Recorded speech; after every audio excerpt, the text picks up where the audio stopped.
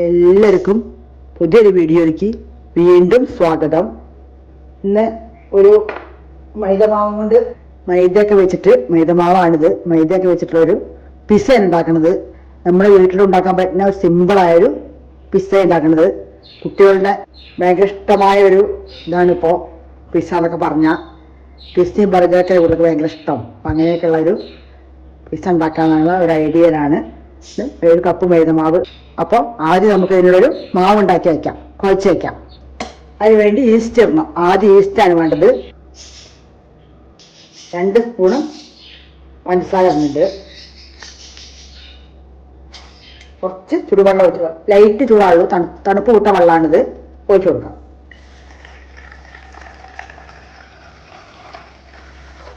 ഒന്ന് ഇളക്കി കൊടുക്കാം. കുറച്ച് ഉപ്പ് ഇടണം. ഉപ്പ് 1/4 ടീസ്പൂൺ ഉപ്പ് ഇടുന്നുണ്ട്. നല്ല ഇളക്കി കൊടുക്കാം. തണുപ്പ് കൂട്ട വെള്ളമാണ്, ചൂടൊന്നുമില്ല. ഒരു 10 മിനിറ്റ് കഴിഞ്ഞിട്ട് നമുക്ക് മാവ് ഇട്ട് കുഴച്ച് വയ്ക്കാം. 10 മിനിറ്റ് ഇരിക്കട്ടെ. നമുക്ക് അടച്ചു വെച്ച് കൊടുക്കാം. ഒരു 10 മിനിറ്റ് കഴിഞ്ഞിട്ട് നോക്കാം. അപ്പം അങ്ങനെ നമ്മൾ 10 മിനിറ്റ് ഒക്കെ കഴിഞ്ഞു. നല്ല ഈസ്റ്റ് ആണെങ്കിൽ നല്ല പതഞ്ഞു വരും. അപ്പം നമുക്ക് കുറേശ്ശെ പൊടിയിട്ട് കൊടുത്തിട്ട് കുഴച്ചെടുക്കാം. മൈദപ്പൊടി ഇട്ട് കൊടുക്കാം. കുറേശ്ശെ കുറച്ചിട്ട് എടുത്തിട്ട്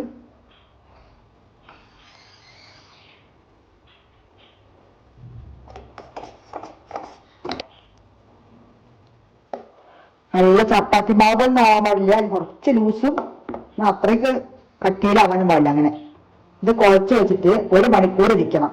മാവൊന്നും സോഫ്റ്റ് ആവാൻ വേണ്ടിയിട്ടാണ്. കയ്യിൽ കുഴച്ച് കൊടുക്കാം. കുറച്ച് ഉപ്പൊക്കെ ചെയ്യും, കുഴപ്പമില്ല. കുറച്ച് എണ്ണ ഒഴിച്ച് കൊടുക്കാം. കയ്യിൽ ഒട്ടാണ്ടിരിക്കാനാണ്. ഒട്ടാണ്ടിരിക്കാൻ കുറച്ച് എണ്ണ ഒഴിച്ച് കൊടുക്കാം. നമുക്ക് സെറ്റാവാൻ കുറച്ച് നേരം വയ്ക്കാം.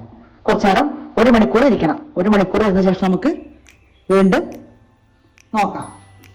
1 മണിക്കൂറിന് ശേഷം നമുക്ക് ഉണ്ടാക്കാൻ തുടങ്ങാം. അവരാടെ ഇരിക്കട്ടെ. അപ്പോൾ നമുക്കൊരു സോസ് ഉണ്ടാക്കണം.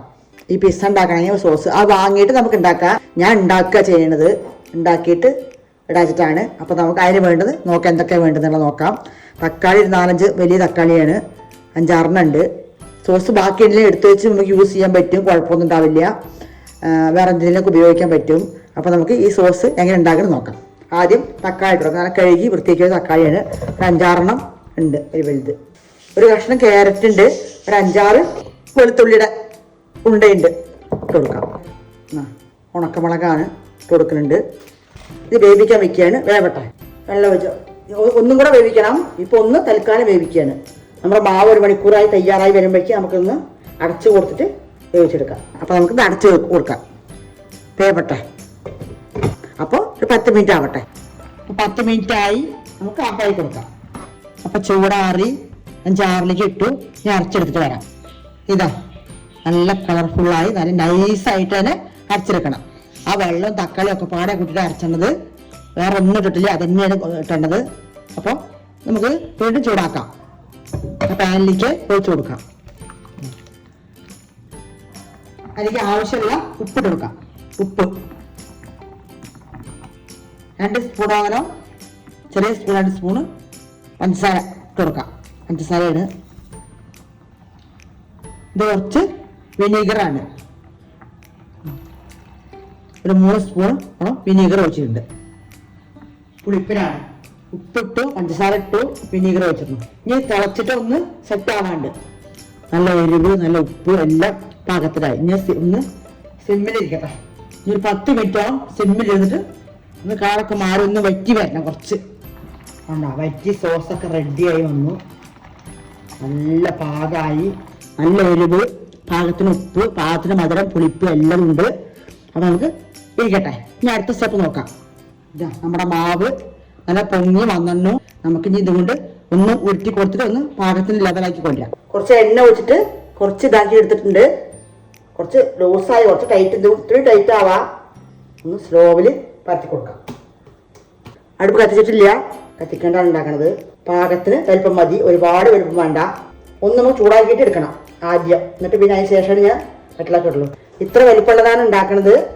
ഇതാ ചീസ്, ഇതാണ് പ്രധാന ഇൻഗ്രീഡിയൻറ്റിലിട്ട.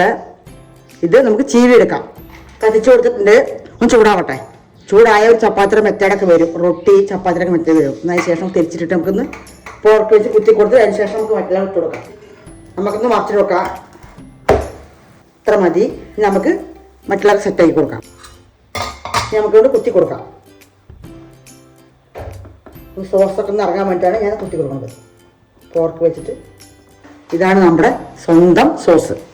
ഒക്കെ ഒഴിച്ച് കൊടുക്കാം. അതിങ്ങനെയായി. അപ്പോൾ സോസ് ഒഴിച്ച് കൊടുത്തു. നമ്മുടെ കസ്തൂരി മേത്തി കുറച്ചിട്ട് കൊടുക്കാം ഒരു പൊടിക്ക്. ഓയിൽ ഇട്ട് കൊടുക്കുന്നുണ്ട്. തീ കത്തിച്ചിട്ടില്ല, ഈ ലാസ്റ്റ് കത്തിക്കുള്ളൂ. ആയ ശേഷം ക്യാപ്സിക്കം ഇടുന്നുണ്ട്. ക്യാപ്സിക്കം ഒറിഗാനോ കുറച്ച് ഇടുന്നുണ്ട് ഒരു പൊടിക്ക്. ഒരുപാടൊന്നും വേണ്ട. ഇനി മുകളിൽ ഇടണം കുറച്ച്. ക്യാപ്സിക്കത്തിന് വെച്ചുകൊണ്ടേ ഇരിക്കാം. നമുക്ക് ക്യാരറ്റ്, ഒരു ചെറിയ ക്യാരറ്റ് ഒരു ചെറിയൊരു കഷ്ണം ഇട്ട് കൊടുക്കാം ഇടയക്കോടെ. നമ്മുടെ വലിയ ഉള്ളി,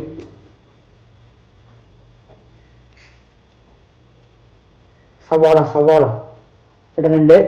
ഇതൊക്കെ തോരമാണെങ്കിൽ നമുക്ക് ഇതൊക്കെ ചെയ്യാവുന്ന കുഴപ്പമില്ല. വലിയ ഉള്ളി ഇട്ടിട്ടുണ്ട്. വലിയ ഉള്ളി, ക്യാരറ്റ്, ക്യാപ്സിക്കം മൂന്നെണ്ണം ഇട്ടിട്ടുണ്ട്. ഇനി നമുക്ക് കുറച്ച് മല്ലിയില ഇടാം. ലേശം പൊടിക്ക് മല്ലിയില ഉള്ളത്. ഇതാ നമ്മുടെ ചീസ് ഞാൻ കൊണ്ടുവന്നത്. പിസയിൽ ഇടുന്ന ചീസ് തന്നെ വാങ്ങാൻ നിർബന്ധമാണ് അത് കേട്ടോ. മറ്റുള്ള സൈസ് വാങ്ങാൻ കൊടുക്കാം.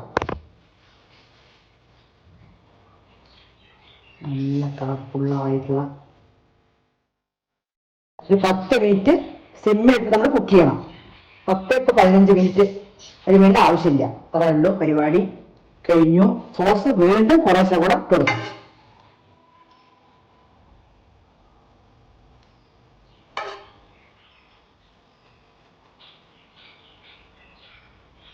നമുക്ക് തീ കത്തിച്ചിട്ട് അടച്ചു കൊടുക്കാം.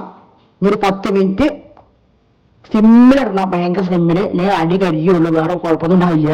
10 മിനിറ്റ് ആവട്ടെ. ഹാഫാക്കി.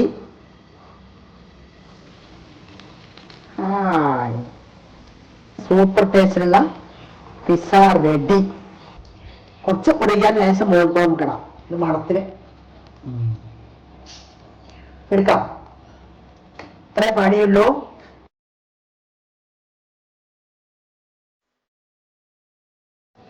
ഇതാ ഒന്നായിട്ടില്ല.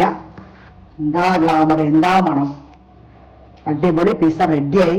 അപ്പോൾ ഇതേമാതിരിക്ക് എല്ലാവരും ഉണ്ടായി കഴിച്ചു നോക്കുക. കുട്ടികൾക്ക് ഉണ്ടായി കൊടുക്കുക എല്ലാവരും. അപ്പോൾ നമുക്ക് വീണ്ടും അടുത്തൊരു വീഡിയോ ആയിട്ട് ഞാൻ വീണ്ടും വരുന്നതാണ്.